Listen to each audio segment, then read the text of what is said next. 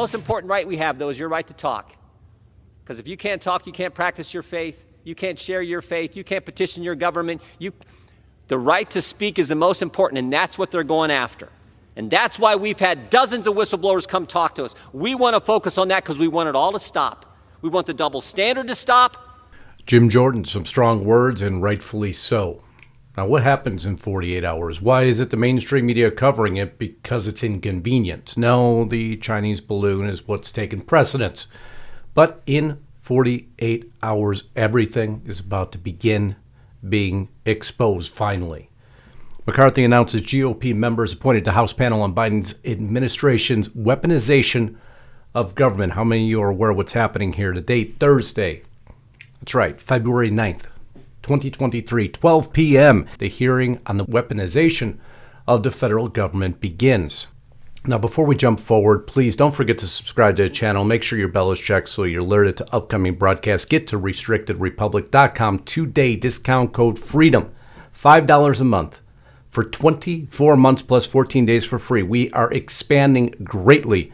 People value news. We are our only funders. We built it off our own blood, sweat, and tears. We have no backers. We have no advertisers. We only have you. And that is why it is audience-funded news, unlike anything you see out there. RestrictedRepublic.com, discount code FREEDOM. Get there today. And this is called the Select Subcommittee on the Weaponization of the Federal Government. Those members, of course, include your chairman that I just played for you, Jim Jordan, amongst many other members like Ken Buck, Matt Getz, Andy Biggs. Continue to go through the list. Chip Roy sitting in there. It's almost going to guarantee we're going to hear a lot of information. Now, what will they do with it is always up for debate. As they put out a statement, Plaskett's issued statement on GOP subpoenas to DOJ, FBI, and DOE. However, I couldn't find anywhere in the list, but I digress for a moment because the Democrat talking points are the same as always on the Select Subcommittee. The Department of Justice, Department of Education, Federal Bureau of Investigation is who's been asked to respond to subpoenas. Republicans have issued more partisan subpoenas because that never happened under the Democrats, of course. The conspiracy theories underpinning, even though we've seen everything in the Twitter files, so those conspiracy theories have, in many's opinion, been abolished now. Because there's the truth, an inconvenient truth for the Democrats. They're spinning that back on the Republicans. There is no amount of documents that will satisfy the MAGA obsession with conspiracies. This is their counter statement. Conspiracy, right-wing theory, all the same talking points, but that is not going to stop this panel. Because Congress is now set to expose what may be the largest censorship system in U.S. history. One of the most fundamentally important stories that we can cover today, and so many aren't even aware it's beginning. This published on The Hill by none other than Jonathan Turley. Thank him for so much of this information.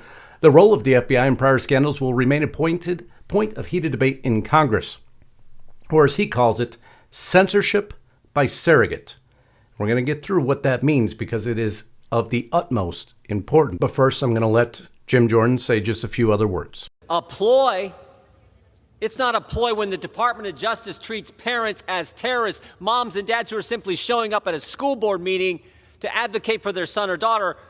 It's not a ploy when the FBI pays Twitter $3 million, not one, not two, $3 million to censor American citizens. It's not a ploy when the Department of Homeland Security tries to set up a disinformation governance board, because we all know that the Department of Homeland Security can tell what's good speech and what is bad speech, you got to be kidding me. That is Jim Jordan's floor speech on the Select Subcommittee on the Weaponization of the Federal Government. A lot believed tripped off by what Elon Musk uncovered through those Twitter files. If we didn't have some crazy billionaire, we would probably have never known any of this, right? Well, you would have if you studied your history. You knew Operation Mockingbird has and will be and continues to be in effect because it's never officially canceled. New Twitter file details FBI's relationship with company leadership, and that's the problem, censorship through surrogate. But it wasn't only the FBI. We saw that in Twitter files too. Other government agencies, please invite those OGAs, but we know it riddles the hallways. FBI and CIA agents employed by these companies. Twitter's top ranks riddled with ex-FBI employees. We covered this from Jim Baker And we could continue to go down through the list, and you'll just see name after name, employee after employee. The intelligence community has permeated the halls because there was, according to many, a censor or else mentality. Democrat lawmakers warn Facebook not to backslide on censorship. Continue it forward because we have deemed what is appropriate and what is not appropriate. But don't think for a minute this hasn't existed for a long, long time. Combating foreign influence. This is FBI.gov, by the way. The Foreign Influence Task Force, FITF, which has been involved in this from the very beginning. It's not only them, though. There's many agencies involved, all the way to the Department of Homeland Security. We just talked about the CIA. We've talked about the FBI task force sharing information about online trolls. How many of you were victims of that, I wonder? Specific threat indicators and account information and a variety of other pieces of information so that they can better monitor their own platforms. You see, the FBI was only trying to help. Well, finally, their day is coming due now because now they're going to be subpoenaed. They'll testify. They'll try to distract. They'll go back into Alejandro Mayorkas's Disinformation Governance Board, but again, this was already in place. So much of this, an ever-moving shell game now, isn't it? Latest Twitter files show CIA, FBI has spent years meddling in content moderation. We're just finding out about it now because of, again, some eccentric billionaire goes through all the platforms. Even to those who would say anything anti-Ukraine, well, that is against the rules on many platforms. Back to the Hill article, Jonathan Turley, what is most striking is the FBI was not responding to false claims about its operation, no denial whatsoever. Rather, it was going to policing misinformation and disinformation. We will be the arbiters of the Constitution, and we will decide what is allowed and what is not allowed. Those topics including political corruption to elections to so many other stories some dare not say on certain platforms because their livelihoods would be stripped away. Some apologists continue to defend this process, saying the FBI was only objecting to disinformation the way that citizens did on Twitter. They're nowhere near the same thing. As Jonathan Turley states, that is not true. They use back channels, regular meetings to flag unacceptable statements. If a neighbor attacks your opinion, it's just your neighbor. You're not folk next door. But when the government threatens you, it's a little bit more terrifying now, isn't it? Even if the operation did not cross constitutional lines, which we could debate all day long. In my opinion, it's really not much of a debate. The FBI has every reason to pursue criminal fraud, which they do. But this operation appears to have targeted speech it's deemed harmful to their political orientation or social direction as a whole, destroying the very essence of the First Amendment. The shadow state embracing corporations as surrogates for government action. Back to the censorship by surrogate. You should not be allowed to do anything. The government cannot use private agencies to do indirectly what it cannot do directly. And that is what this is claiming. That's why in 2 days all of this starts to begin being exposed, because you know who's on that panel. Even if there is inaction, which more than likely there will be, unfortunately, it will build awareness. And that is what so many of us work day and night to do. Awareness. And building that awareness eventually will permeate the masses. The FBI cannot use Twitter to censor Americans. This is a First Amendment violation. Censorship by surrogate.